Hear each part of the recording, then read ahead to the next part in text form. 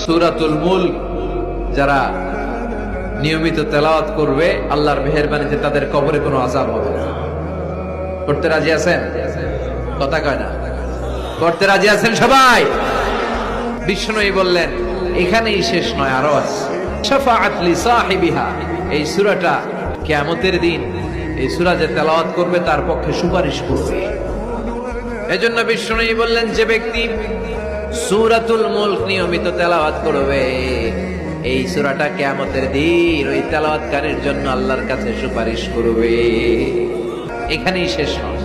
বিষ্ণুই বললেন খাসামাত আন সাহিবিহা, এই সূরা যে তেলাওয়াত করবে তার পক্ষে আল্লাহর সাথে এই সূরাটা দাঁড়িয়ে তার পক্ষ নিয়ে আল্লাহর সাথে তর্ক করবে, ঝগড়া করবে। আল্লাহ তুমি ওরে জান্নাত দিবা না কেন, ওরে মাফ করবা না কেন? তুমি না গফুর, তুমি না গফফার, তুমি না রহিম, তুমি না রহমান, তুমি মাফ করে দাও।